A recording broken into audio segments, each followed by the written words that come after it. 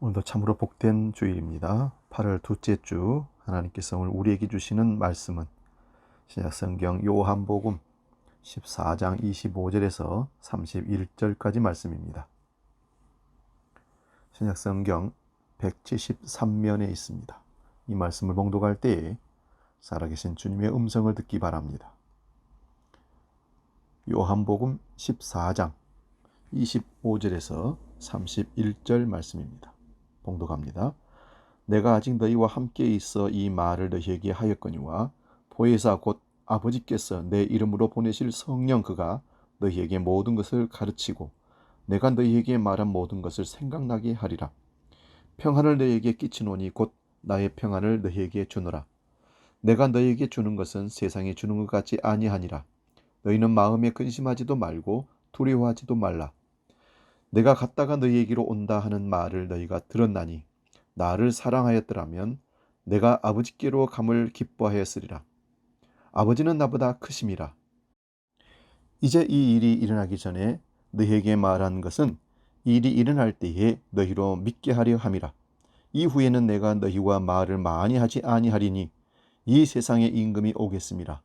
그러나 그는 내게 관계할 것이 없으니 오직 내가 아버지를 사랑하는 것과 아버지께서 명하신 대로 행하는 것을 세상이 알게 하려 함이로다. 일어나라, 여기를 떠나자 하시니라. 아멘. 봉독한 말씀을 중심으로 특별히 31절에 명하신 대로라는 말씀을 제목으로 함께 피차 은혜를 나누고자 합니다. 목적지를 향해 가야 하는데 길도 잘 모르고 험하여서 망설일 때 그 길을 잘 알고 있는 어떤 분이 앞서가면서 따라오라고 한다면 이는 천군만마를 얻은 기분일 겁니다. 앞서가는 그분이 하라는 대로 하면 힘들고 고달프지만 우리는 원하는 목적지에 분명히 도달할 수 있을 것입니다. 우리가 인생 길을 걸어간다 하면 사실 한 번도 가보지 않은 길을 가는 것과 같습니다. 내일도 모레도 우리는 전혀 가보지 않은 초행길을 가는 것입니다. 그렇다면 우리 느낌과 생각대로가 아니라 하나님께서 인도하시며 명하시는 대로 순종하고 가는 그런 삶을 산다면, 그런 그리스도인이라면 우리는 목적지에 분명히 하나님이 기뻐하시는 대로 그 목적지까지 가게 될 것입니다. 어려울 때일수록, 앞이 안 보일 때일수록 주님께 길을 물어야 합니다. 요한복음 오늘 본문 14장은 예수님께서 세상을 떠날 날이 다가옴을 감지하시고 제자들에게 이 세상을 떠날 날이 얼마 남지 않았다고 예고하시면서 주시는 말씀입니다. 그러자 제자들이 불안감을 감추지 못합니다. 그런 제자들에게 용기를 북돋기 위해서 하나님 아버지께서 다른 보혜사를 주실 것이라고 말씀하고 있습니다. 여기서 보혜사라는 말은 오직 요한복음에만 등장하는 단어입니다. 성령을 가리켜서 보혜사라고 하는 겁니다. 보혜사라고 번역된 헬라어 파라클레토스라는 말은요, 우리 곁에 서서 위로하시고 위로자, 상담자, 대언자, 변호하신 분이라는 뜻을 갖고 있습니다. 한문으로는 지킬 보자를 쓰고요, 은혜 해자를 쓰고요, 스승사자를 씁니다. 지키고 생명을 선물로 주고 가르치시는 분이라는 복합적인 의미가 한문 속에 들어 있습니다. 그런데 오늘 예수님은 아버지께서 다른 보혜사를 보내실 것이라고 말씀합니다. 이것은 그들에게 이미 그들이 알고 있는 보혜사가 있었다는 사실을 전제합니다. 그들과 함께 지금까지 있었던 보혜사는 누굽니까? 바로 예수 그리스도이십니다. 3년 동안 제자들의 보혜사가 되셔서 가르치고 천국 복음을 대언하시고 공격하고 비난한 자들 향해서 변호하신 분이 예수님이십니다. 요한일서 2장 1절을 보면 누가 죄를 범하여도 아버지 앞에서 우리에게 대언자가 있으니 곧 의로우신 예수 그리스도시라 말씀합니다. 우리를 변호해 주시는 분이 바로 보혜사시고 그분이 바로 의로우신 예수 그리스도이십니다. 예수님은 하나님께서 맡기신 세상의 모든 일을 다 마치시고 오셨던 곳으로 돌아가시지만 제자들은 세상에 남겨지게 될 것입니다. 주님이 함께 계실 때에도 믿음이 무너지고 갈등하고 실수투성이었던 제자들입니다. 그런 자들에게 하늘의 대접을 부탁하고 떠나셔야 한다는데 주님인들 마음이 편하겠습니까? 그래서 주님은 두려워하고 걱정하는 그들에게 제자들을 가르치고 인도하실 분, 주님의 대리자 성령님을 보내신다고 약속하십니다. 예수님은 말씀을 깨닫지 못하고 동문서답하며 늘 넘어지는 그들을 향해서 마태복음 17장 17절에서는 이렇게 말씀하셨습니다. 믿음이 없고 패역한 세대여, 내가 얼마나 너희와 함께 있으며 얼마나 너희에게 참으리요. 안타까워하시면서 책망하시는 말씀을 하신 겁니다. 이런 제자들을 보혜사 성령을 보내셔서 고아처럼 버려두지 않으신다 하시는 말씀입니다. 주님은 스승이 없어 두려워하고 걱정하는 그들을 위로하고 대언하고 변호하기 위해서 보혜사가 오셔서 그들에게 모든 것을 가르치시고 또 주님이 그들에게 들려주셨던 모든 것들을 생각나게 할 것이라고 하십니다. 보혜사 성령은 예수님이 이미 가르치신 것을 생각나게 하시고 심화시켜서 구체적인 상황 속에서 적용할 수 있도록 깨닫게 하시고 심지어는 행동하도록 밀어주시고 이끄시기도 하십니다. 그건 마치 굳은 땅을 뚫고 솟아오르는 새싹처럼 강하고 아주 신선한 하나님의 성령의 능력입니다. 우리 가운데 성령께서 임하시는 것은 마치 우리의 어두운 심령에 불이 켜지는 것과 같습니다. 이것을 성령의 내적 조명이라고 얘기합니다. 하나님을 기쁘시게 해드리고 또 우리 이웃들에게 선물이 되고 싶은 마음이 샘솟듯이 쏟아나오기 때문입니다. 이기적인 자기 확장의 욕망에서 자유로워질 때 사람은 맑아지고 따뜻하고 친절해질 수 있습니다. 주님은 보혜사를 보내실 뿐만 아니라 오늘 27절 말씀 보면 평안을 너희에게 끼치노니 곧 나의 평안을 너희에게 주노라. 내가 너희에게 주는 것은 세상이 주는 것과 같지 아니하니라. 너희는 마음에 근심하지도 말고 두려워하지도 말라 하십니다. 여기 평안, 평화라고 번역된 헬라어는 다양한 의미를 내포하고 있습니다. 나라 간의 전쟁이 없는 상태, 개인 간의 조화 혹은 일치, 구원의 확신에서 오는 든든함 등의 의미가 내포되어 있습니다. 저는 그래서 이 평안을 좋은 번역으로 안녕이라고 말하고 싶습니다. 우리 인사 가운데 아는 분이나 처음 보는 사람들 누구에게나 안녕하십니까? 라고 인사를 합니다. 이 안녕하십니까? 라는 인사는 지난 과거 역사가 어두웠던 면에서 나온 인사입니다. 외적의 침입으로 상해를 당하거나 끌려가는 일들이 자주 있었습니다. 또 도적이나 강도들을 당하는 일들이 많았습니다. 또 질병이나 어려운 일들을 통해서 밤사이 운명을 달리하는 일들이 참 많았습니다. 그래서 아침 일찍 이웃들에게 밤새 별일 없었느냐 하면서 안녕을 묻는 것이 인사였습니다. 코로나19 사태로 인하여 지금 우리는 그런 안녕 혹은 평안을 누리지 못하고 있는 것이 사실입니다. 불안의 풍랑이 우리를 삼키려 합니다. 오늘 성경에 나타난 제자들 역시 마찬가지였을 것입니다. 근데 주님은 그들에게 오늘 14장 27절에서 너희는 마음에 근심하지도 말고 두려워하지도 말라 하십니다. 여기서 근심하다는 말은 두려움에 사로잡힌 상태, 그래서 내적으로 동요하고 갈등하고 있는 상태를 말합니다. 두려워한다는 말은 겁에 질려 용기를 잃은 상태를 가리킵니다. 여러분, 현실이 힘든데 한 치 앞을 내다볼 수 없는데 어떻게 평안을 누릴 수 있단 말입니까? 지금 제자들이 겪고 있는 시간과 우리가 겪은 시간이 겹치고 있습니다. 소상공인들은 물론이고 기업인들과 직장인들, 취업준비생, 비정규직 노동자, 일용직 노동자들, 월세 내기 어려운 개척교회 수많은 이들이 매우 어려운 시기를 지나가고 있습니다. 대출 만기는 돌아오고 임대료는 내야 하고 일하는 이들에게 지급해야 할 임금조차 마련하기 힘들다고 합니다.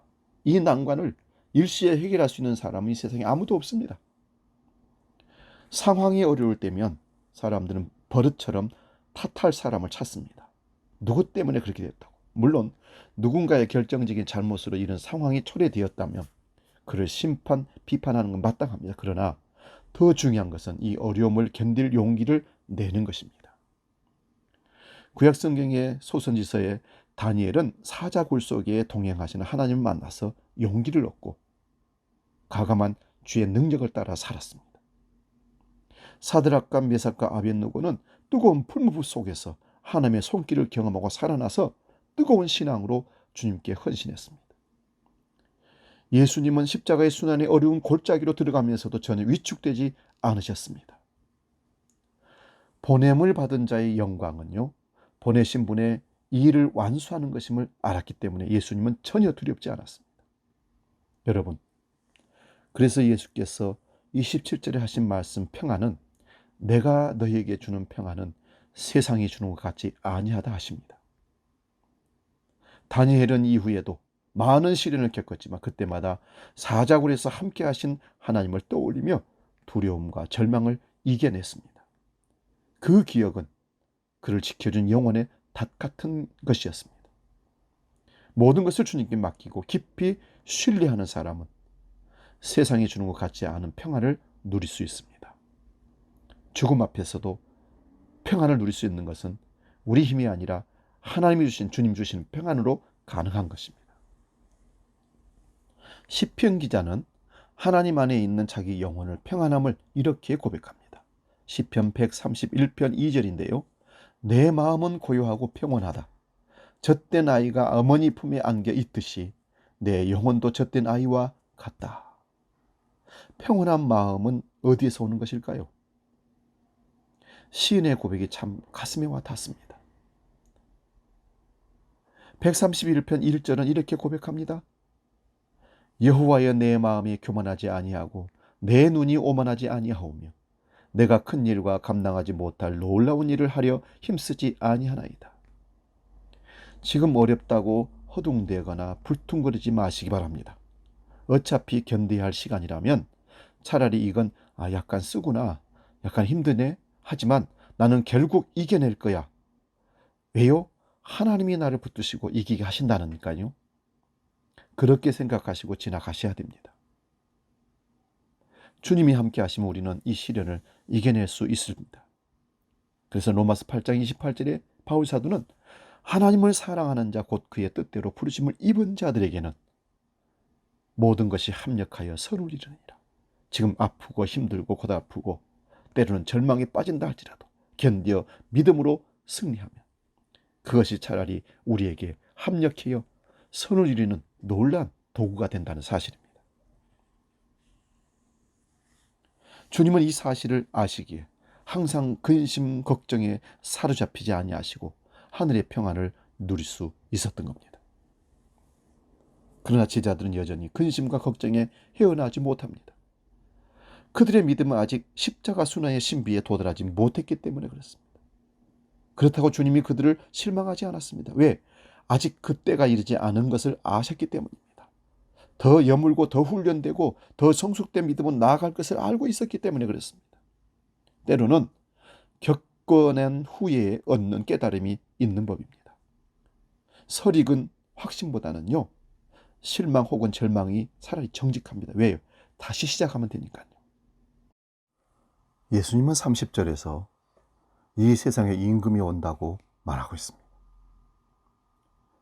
그는 사람들을 미혹해서 하나님께 등을 돌리게 만드는 자라고 합니다. 지배의 욕망과 쾌락의 열정에 부풀어 오른 채 다른 이들을 수단으로 삼는 자입니다. 독점과 경쟁과 지배의 세상을 깨뜨리고 나눔과 협력과 돌봄의 세상을 이루시려는 주님 곁에 함정을 파는 자들이라고 합니다. 그러나 그는 예수님의 생명에 대해 지배권이 없습니다. 예수님의 생명은 하나님의 생명싸개 속에 숨겨졌기 때문입니다. 우리가 진정 예수를 믿는 이들이라면 이런 당당함을 품고 살아야 합니다. 우리가 능력이 있어서 이기는 것이 아니라 하나님이 우리를 생명싸개로 보호하시고 이끄시기 때문에 그 믿음으로만 가면 우리는 이길 수 있다는 것입니다. 그게 그리스도인의 당당함입니다. 예수님은 보내신 분께서 분부하신 모든 것을 이루기까지 기꺼이 목숨을 십자가에 거셨습니다. 주님은 하나님을 향해 살았고 세상에 대하여 죽었습니다.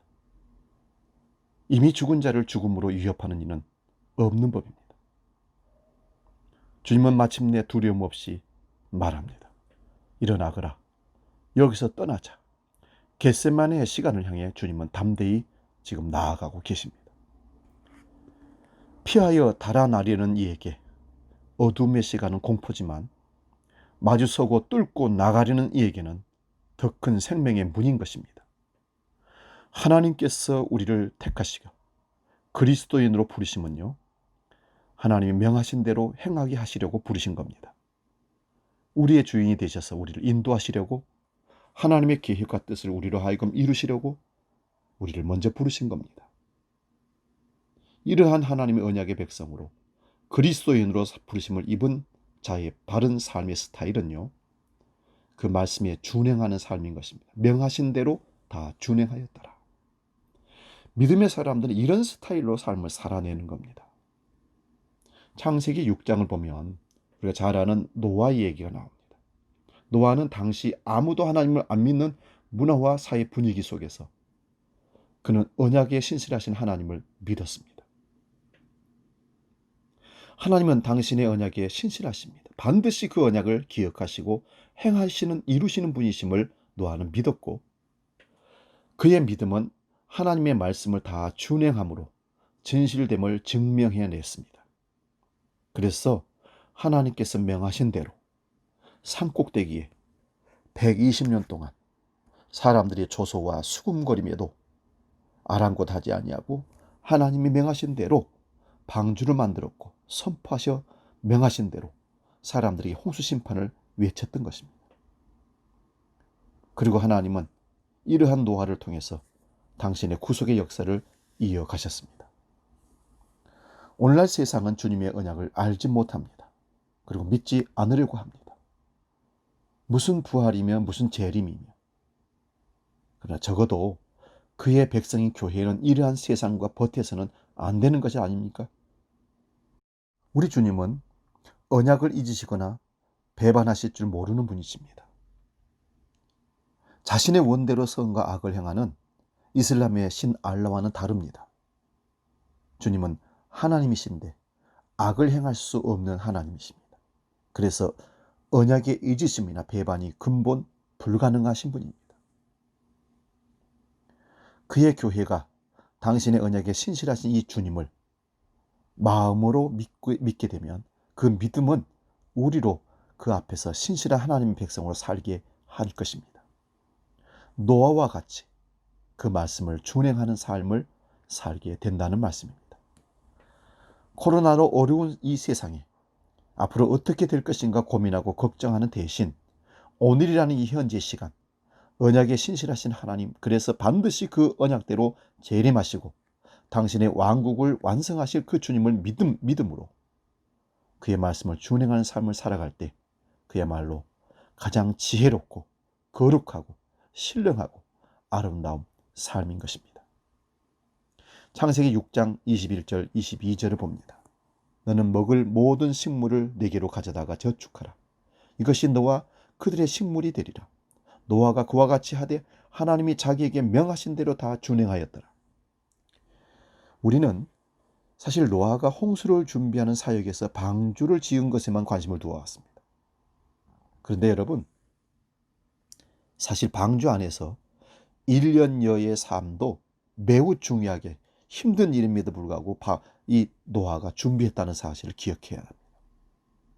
하나님은 이미 노아의 가족들과 온갖 생물들을 위하여 먹을 모든 음식들을 오늘 성경에 보니까 저축하라고 명하셨습니다. 이에 대하여 성경은 노아가 그와 같이 하되 하나님이 자기에게 명하신 대로 다 준행하였더라 말씀합니다. 홍수를 맞이하는 노아에게는 오직 하나님 말씀대로 시키는 것, 순종하는 것 외에는 아무것도 하지 않습니다. 오직 그것만이 살 길이었고 그가 해야 할 유일한 일이었습니다. 하나님은 노아의 방주를 통해서 창조하신 모든 것들 중에 택하신 것들만 보존하기로 원하셨던 겁니다. 노아는 120년 동안의 설계와 제작을 통해 아마도 그 많은 동물들을 효율적으로 관리하기 위한 구조를 지혜롭게 만들었을 것입니다. 뒤죽박죽 섞인 모형이 아니라 칸칸이 종류별로 질서정연하게 분리했을 것입니다. 어쩌면 노아는 우리가 알던 맥가이버보다도 더 지혜로운 사람이었을 것이 분명합니다. 그의 이런 열정과 지혜는 어디에서 온 것일까요? 그것은 하나님이 그에게 명하신 대로 다 준행했기 때문에 하나님이 주신 지혜와 능력이었습니다. 인생에서 가장 어리석은 일은요, 하나님의 명령을 준행하되 자기의 생각에 맞춰서 준행하려고 희석하는 것입니다. 자기 생각이 맞는 것 같지만 그렇게 자기 생각대로 바꾸거나 변경하는 순간 인생의 배는 가라앉고 말 것입니다. 노아는 사람이 고안해낸 배가 아닌 하나님이 명하신 방주를 지었습니다. 그래야 그 방주가 노아의 방주가 아니라 하나님의 구원의 방주가 되기 때문입니다. 노아가 계획하고 노아가 설계 제작한 방주가 아니라 하나님께서 직접 방주를 만들 장소를 지명하고 모양과 치수와 재료까지 선정하여 명하셨기에 노아가 한 일은 그대로 순종하는 일뿐이었습니다. 명하신 대로 했더라. 신약성경 요한복음 2장에 보면 예수님이 가나 혼인잔치집에 어머니 마리아와 제자들과 함께 초청받아서 가게 됩니다. 혼인잔치에서 포도주가 떨어진 사건을 보고 예수님이 거기서 이적을 베푸신 첫 이적이 나타나죠. 여기에 믿음의 원리가 잘 나와 있습니다. 혼인잔치에 포도주가 떨어져가는 상황을 예수님의 어머니 마리아가 발견하고 예수님께 알립니다. 그러나 예수님은 어머니, 그것과 내와 무슨 상관이 있습니까? 내 때가 아직 이르지 않았다라고 말씀하고 돌아섭니다. 그러면 마리아 어머니는 알았다, 할 수 없지 하고 돌아서야 되는데 예수님의 심정, 그 깊은 곳에 아쉬워하는 말씀의 의미를 바로 깨닫고 하인들을 부릅니다. 그리고 하인들에게 예수가 너희에게 무슨 말씀을 하시든지 그대로 하라 전합니다. 하나님의 말씀으로 찾아오시는 주님을 영접하는 우리 그리스도인들은 바로 이와 같은 자세를 가져야 합니다. 내 생각, 내 기준을 따라 우리가 말씀을 분별하고 말씀을 제안하고 취사 선택하는 것이 아닙니다. 바로 주님의 모친 마리아가 얘기하듯이 무슨 말씀을 하시든지 그대로 해야 합니다. 여기 무슨 말씀을 하시든지 그대로 하라. 우리는 가끔씩 우리가 아는 정보와 지식과 경험을 하나님 말씀에 섞어서 이해해 보려고 시도하는 경향이 참 많습니다. 그것은 믿음도 순종도 아니고 실패하고 망치는 일입니다. 우리가 어떤 자세로 하나님 말씀을 받고 있습니까? 하나님, 나는 이런 말씀은 안 됩니다. 내 사정 아시지 않습니까? 내 형편 아시지 않습니까? 이런 요구는 절대로 내가 수용할 수 없습니다 하고 말씀을 받아들이는 마지노선을 그어놓고 한계를 정해놓고 조건을 제시해놓고 하나님 말씀을 우리가 자기 입맛대로 취사 선택하라는 그런 자세는 혹시 없습니까? 오늘 혼잔치집의 이 하인들은 예수님이 명하는 말씀을 이해되고 납득이 돼서 순종하는 것이 아닙니다. 그들은 하인이기에 종이기에 사실 순종할 수밖에 없는 위치에 있었으므로 순종하는 것이었습니다. 여러분, 종은 상전이 하다라는 명령에 토를 달거나 거부할 수는 권한이 없습니다. 그러므로 우리가 하나님 앞에 종의식으로 서야 함은 겸손이고 순종인 것입니다. 예수님은 갑자기 뜬금없이 그 말씀을 모친 마리아가 하시니까 태도를 바꾸셔서 하인들에게 지시를 하기 시작합니다. 항아리에 물을 아구까지 채우라고 명합니다. 혼인잔치집에 여러분, 물이 부족한 것이 아니라 포도주가 떨어져서 결혼 피로연이 계속 진행될지 말지가 심각한 문제인데 뜬금없이 물을 갖다 부으라 하십니다. 상식에서 벗어난 명령이죠. 그리고 더 나아가서 항아리에 채운 물을 떠서 연회장에 갖다 주라고 명합니다. 도무지 이해할 수 없는 그런 지시입니다.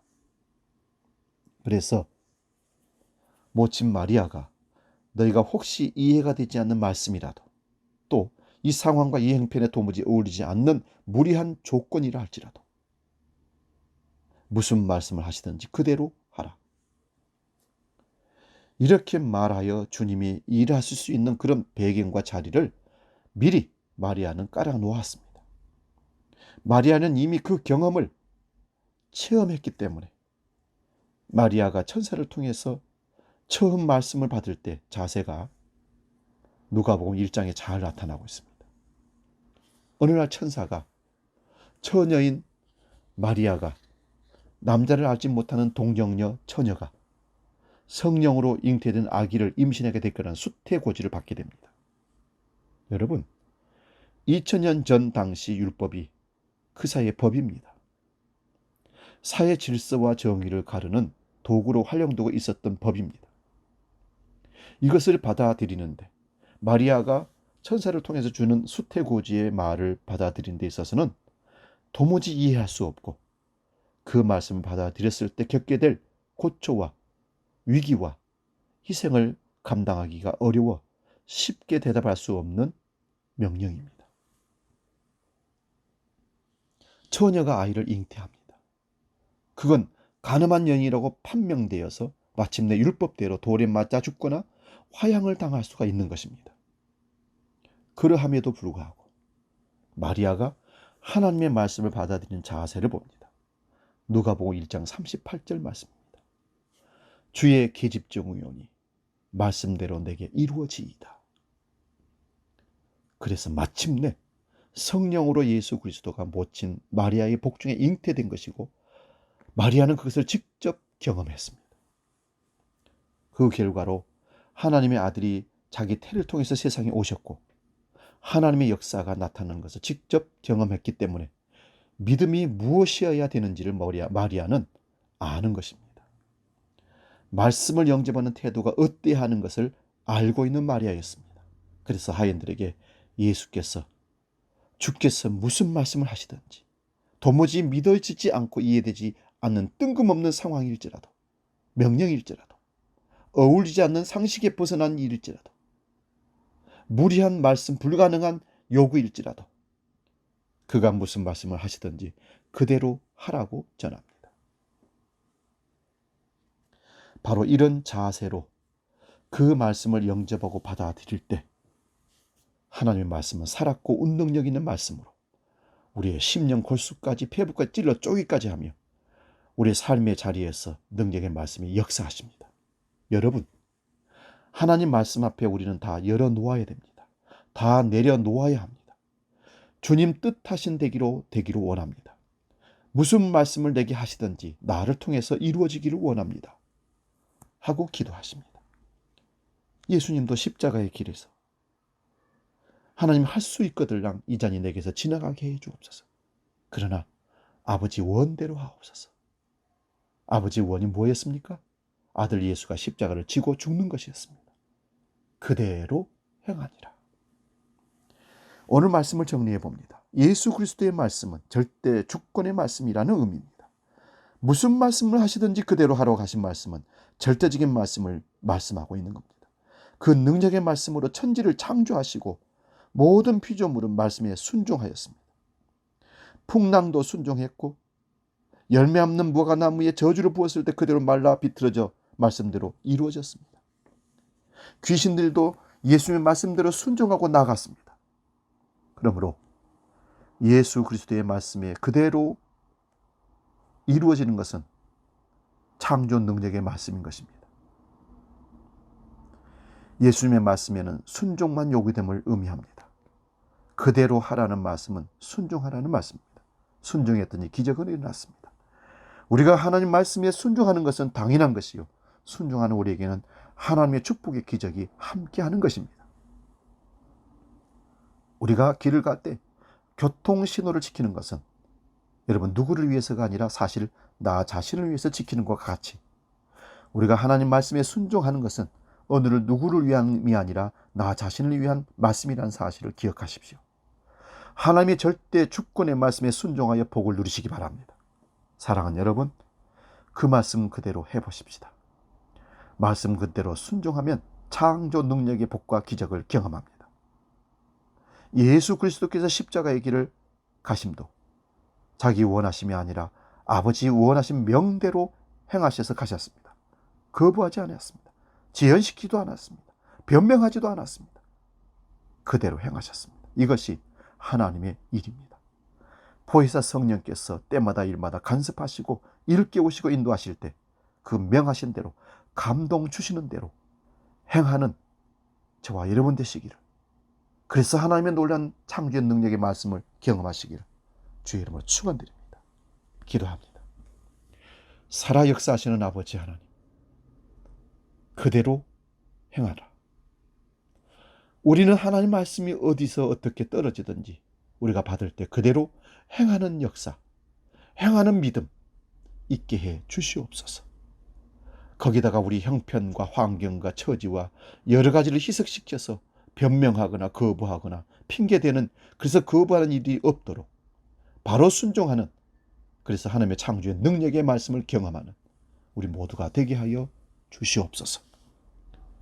마리아가 주의 계집종이 말씀하신 대로 이루어지이다 순종했던 것처럼, 가나 혼인잔치집에 하인들이 예수가 명하는 대로 순종하여 기적을 맛보았던 것처럼, 예수님이 십자가를 거역하지 아니하고 하나님 명하신 대로 십자가를 지고 십자가에 올라가 죽으셨던 것처럼 우리도 말씀에 순종하는, 명하시는 대로 행하는 자들 되게 해 주옵소서. 우리 결단과 우리의 기도가 다 행할 수는 없습니다. 성령이 용기를 주시고 깨닫게 하시고 이끄시는 대로 순종하며 나가는 자들 되게 해 주옵소서. 이제 오늘 드려진 헌금을 놓고 봉헌 기도합니다. 살아서 역사하시는 아버지 하나님, 오늘도 하나님을 예배하는 자리에 나올 때에 몸만 나오지 아니하고 하나님을 사랑하는 표징으로 물질을 구별하여 드립니다. 11조를 드립니다. 저들의 정직한 신앙 고백입니다. 모든 것이 하나님인 것을 주권을 인정하는 표현입니다. 받아주시고 그 삶에 아버지 차고 넘치는 축복으로 말씀대로 행하여 주옵소서. 감사합니다. 추정헌금을 드립니다. 일천번제를 선교헌금을 건축의 힘을 드립니다.